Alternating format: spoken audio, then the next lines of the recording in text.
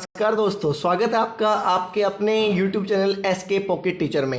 SK pocket teacher YouTube channel आपके सामने लेके आता रहता है बहुत सी ऐसी वीडियोस जो आपके लिए आपके कंपटीशन एग्ज़ाम में बहुत बेनिफिशियल रहती है। साथ ही साथ हमने एक नया कॉलम शुरू किया है मॉर्निंग न्यूज़ का। तो मॉर्निंग न्यूज़ डेली आपको 8 बजे सुबह मिल जाया करेगी। तो उसमें भी ज़्यादा से ज़्यादा आप अपने कमेंट दें और साथ ही साथ उस मॉर्निंग न्यूज़ को शेयर भी करें अपने फ्रेंड्स के साथ। तो चलो आज का टॉपिक स्टार्ट करते हैं। आज का टॉपिक स्टार्ट करने से पहले एक छोटी सी रिक्वेस्ट आप सभी से, अगर आप चैनल पर नए हैं तो आप चैनल को सब्सक्राइब जरूर कर लें और साथ ही साथ बेल आइकन को भी प्रेस कर लें, जिससे आप हमारे वीडियोज़ का नोटिफिकेशन सबसे पहले पा सकें। तो आज हम बात करने वाले हैं कृषि की विधियों के बारे में। तो कृषि की जो विधियां होती हैं उन्हें हम पढ़ेंगे आज विजुअलाइज करके। मतलब मैं आपको बताने वाला हूं बाय फिगर, एक चित्र की मदद से कि कैसे कौन सी विधि में क्या किया जाता है। तो बहुत से विधियां हैं कृषि की, उनके बारे में जान लेते हैं। तो चलो स्टार्ट करते हैं। नंबर 1 पे सेरीकल्चर। सेरीकल्चर में क्या किया जाता है? रेशम के कीड़ों का पालन किया जाता है। जैसा आप यहाँ पर देख रहे हैं, ये जो कीड़े हैं ये रेशम के कीड़े हैं और रेशम के कीड़ों का जो पालन किया जाता है वो सहतूत नाम के पेड़ की पत्तियों पर किया जाता है। सहतूत की पत्तियों पर रेशम के कीड़ों का पालन करना ही सेरीकल्चर कहलाता है।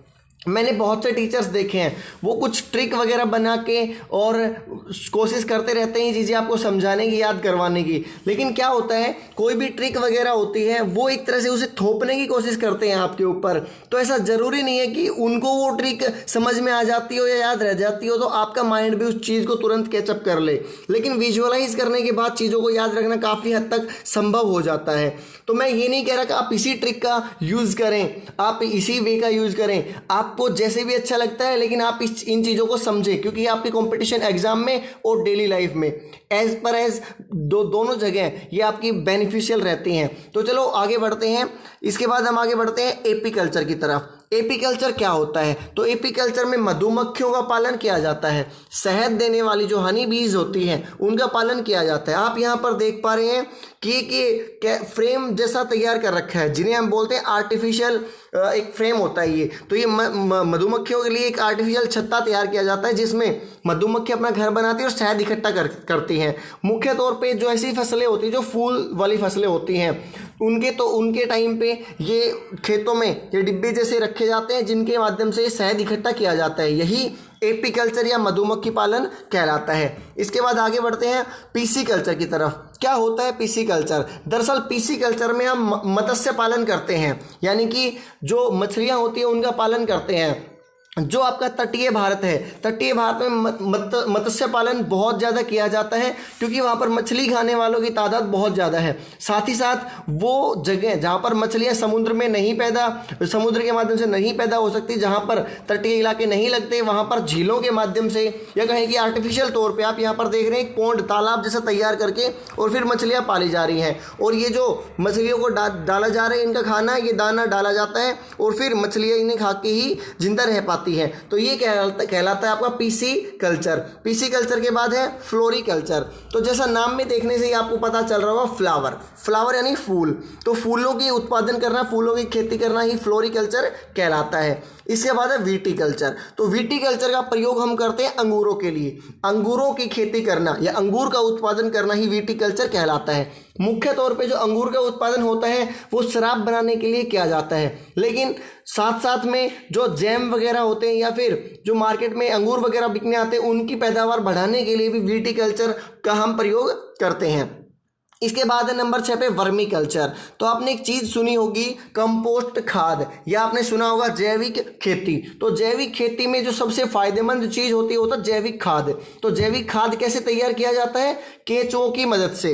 यही वो केंचुए हैं जिनकी मदद से जैविक खाद तैयार किया जाता है। गाय का गोबर या फिर हम कह सकते हैं कि फल व सब्जियों के छिलके, या वेस्ट मटेरियल जो होता है, बायो वेस्ट मटेरियल होता है, उनकी मदद से हम तैयार करते हैं जैविक खाद। और जैविक खाद बनाने के लिए हमें जरूरत पड़ती है इन केंचुओं की।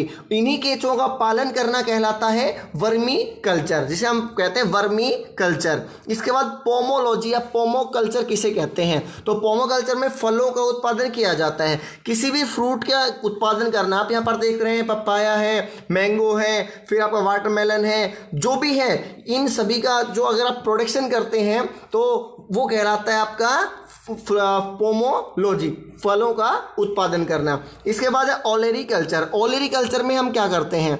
ओलेरी कल्चर में हम मुख्य तौर पे सब्जियों का उत्पादन करते हैं। जो सब्जियां होती हैं उनका उत्पादन करना ही ओलेरी कल्चर कहलाता है। लेकिन देखो जहां पर आप कंफ्यूज होंगे वो है हॉर्टिकल्चर, बागवानी। दरअसल बागवानी मिक्स होता है, जैसे आप चाहे तो फलों का उत्पादन कर लो और चाहे या तो आप फलों का उत्पादन करो और चाहे आप सब्जियों का उत्पादन करो। दोनों में से किसी का भी उत्पादन आप जब आप करते हो तो उसे हम दोनों को इकट्ठे तौर पे हॉर्टिकल्चर यानी बागवानी कहते हैं। आपने आजकल एक नया ट्रेंड देखा होगा कि शहरों में जिनके पास बागवानी करने के लिए ज़मीन नहीं है वो लोग क्या करते हैं, अपनी घरों की छतों पे पॉट यानी गमलों में मिट्टी डाल के और फिर उसमें छोटे छोटे पौधे उगाने की कोशिश करते हैं। जैसे मटर का पौधा उगा लिया, टमाटर का पौधा उगा लिया, आलू का पौधा उगा लिया, जिसकी मदद से वो अपना थोड़ा बहुत खाने की सब्जियां या फल तैयार कर लेते हैं। तो बागवानी में आप जैसे यहाँ पर इस पिक्चर में देख रहे हो कि एक बूढ़ा किसान है, वो अपने खेत में सब्जियां उगा रहा है, तो ये भी क्या कहलाएगा? बागवानी कहलाएगा। इसके बाद आगे बढ़ते हैं एरोपोर्ट्रिक किसे कहते हैं? एरोपोर्ट्रिक, इसमें देखो वर्ड आया हुआ है एरो। एरो का मतलब क्या होगा? हवा। तो एयर का मतलब क्या होगा? हवा। एयर का मतलब हवा है, इसी से आप समझ जाएं कि हवा में पौधे उगाना एरोपोर्ट्रिक कहलाता है। यहाँ आप देख पा रहे हैं कि जो आलू का पौधा लगाया गया है तो आलू को मिट्टी में ना लगा के हवा में ही लटकाया गया है एक फ्रेम की मदद से। ये फ्रेम है, इस फ्रेम की मदद से इस पौधे को हवा में ही लटकाया गया है, जिससे ये जो आलू नीचे पैदा हो रहे हैं ये सभी आलू हवा में ही लटके हुए हैं। इन पे स्प्रे वगैरह किया जाता है जिससे ये अपने न्यूट्रिशंस वगैरह का को पा सकें पौधे। तो ये विधि कहलाती है एरोपोर्ट्रिक। इसमें हम क्या कर सकते हैं ना कि एक फ्रेम के ऊपर दूसरा फ्रेम, तीसरा फ्रेम, चौथा फ्रेम लगा के और जो लैंड रिक्वायरमेंट है उसे हम कम कर सकते हैं। तो यही कहलाता है एरोपोर्ट्रिक। इसके बाद आगे बढ़ते हैं हाइड्रोपोनिक्स किसे कहते हैं? तो हाइड्रोपोनिक्स में हम क्या करते हैं कि पानी में पौधे उगाते हैं। हाइड्रा, हाइड्रो, ये वर्ड जहां भी आपको हाइड्रा, हाइड्रो इस टाइप के वर्ड दिखता है आप समझ जाए तुरंत ही कि इसका संबंध रहने वाला है पानी से। तो पानी में पौधे उगाना क्या कहलाता है? हाइड्रोपोनिक्स कहलाता है। आप यहाँ पर देख रहे होंगे ये जो आपका लेट्यूस का पौधा उगाया गया है, जड़ इसकी पानी में है, तो यहाँ पर मिट्टी का उपयोग नहीं किया गया, पानी का उपयोग किया गया। इसी पानी में स्प्रे के माध्यम से या कहें कि हम दवाइयाँ वगैरह डाल के और इस पौधे को इसके न्यूट्रिशंस प्रोवाइड करते रहते हैं। तो ये विधि कहलाती है आपकी हाइड्रोपोनिक्स यानी पानी में पौधे उगाना। इसके बाद जो आपका बचता है वो सिल्वी कल्चर। जो काष्ठी पेड़ होते हैं, मेनली लकड़ी देने वाले पेड़ होते हैं। अब लकड़ी देने वाले पेड़ कौन से होते हैं? तो ऐसे पेड़ जिनके तने मुख्य तौर पर सीधे होते हैं, जैसे यूकेलिप्टस का पौधा हो गया, देवदार का पौधा हो गया, चीड़ का पौधा हो गया। ये पौधे हमें क्या करते हैं? बिल्कुल सीधी और कॉमर्शियल गुड यानी व्यापारिक लकड़ी देते हैं, जिससे हम फर्नीचर वगैरह का आइटम होता है वो बहुत ही अच्छे से बना सकते हैं।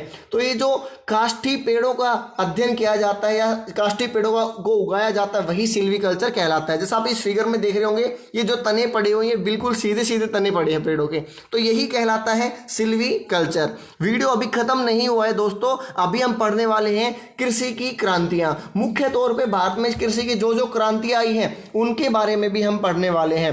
तो कृषि की क्रांतियों को जानेंगे, लेकिन एक छोटी सी बीच में मेरी आपसे एक रिक्वेस्ट है कि वीडियो को आप शेयर जरूर करें अपने उन फ्रेंड्स के साथ जो कंपटीशन एग्जाम की तैयारी कर रहे हैं, साथ ही साथ उनके साथ भी शेयर करें जो जानना चाहते हैं, जो अपनी नॉलेज को बढ़ाना चाहते हैं। तो अब हम पढ़ने वाले कृषि की क्रांतियां। सबसे पहले नंबर 1 पे है हरित क्रांति। तो हरित क्रांति में हम क्या करते हैं? खाद्यान्न उत्पादन करते हैं। तो खाद्यान्न में मुख्य तौर पे भारत में खाद्यान्न फसलें होती हैं, चावल होता है, दूसरे नंबर पे होता है गेहूं। तो चावल और गेहूं इन दोनों की ही पैदावार बढ़ाई गई थी। कब? हरित क्रांति के दौरान। तो भारत में हरित क्रांति के जनक माने जाते हैं MS स्वामीनाथन। तो MS स्वामीनाथन की मदद से हरित क्रांति भारत में आई, जबकि विश्व में जो हरित क्रांति है उसके जनक माने जाते हैं डॉक्टर नॉर्मन बोरलॉग। तो डॉक्टर नॉर्मन बोरलॉग हैं वो वर्ल्ड में, विश्व में हरित क्रांति के जनक माने जाते हैं, जबकि भारत में हरित क्रांति के जनक माने जाते हैं एमएस स्वामीनाथन। एमएस स्वामीनाथन के प्रभावों से ही 1965 से 70 के बीच हरित क्रांति भारत में आई, या हरित क्रांति ने भारत में अपने पैर पसारे और चावल गेहूं की खेती में बहुत एक तरह का बूम, यानी कहें कि एक वृद्धि देखी गई। इसके बाद है श्वेत क्रांति। इस श्वेत क्रांति को हम ऑपरेशन फ्लड भी कहते हैं। ऑपरेशन फ्लड श्वेत क्रांति को कहा जाता है। यह संबंध रहता है चावल उत्पादन से, दुग्ध उत्पादन से। तो श्वेत क्रांति संबंध रहेगी दुग्ध उत्पादन से, दूध का उत्पादन करना। तो ऑपरेशन फ्लड भी इसे कहते हैं। भारत में श्वेत क्रांति का जनक किसे माना जाता है? तो भारत में हम श्वेत क्रांति का जनक मानते हैं डॉक्टर वर्गीज कुरियन को। डॉक्टर वर्गीज कुरियन के प्रभावों में आकर ही लोगों ने अधिक से अधिक पशु पालना स्टार्ट किया। गाय पालन करने लगे, भैंस का पालन करने लगे, बकरियां पालने लगे, क्योंकि मुख्य तौर पे दूध की पूर्ति भारत में करनी थी। तो दुग्ध उत्पादन करना कहलाता है श्वेत क्रांति। अब श्वेत क्रांति को ही ऑपरेशन फ्लड भी बोलते हैं, ये भी आप याद रखना।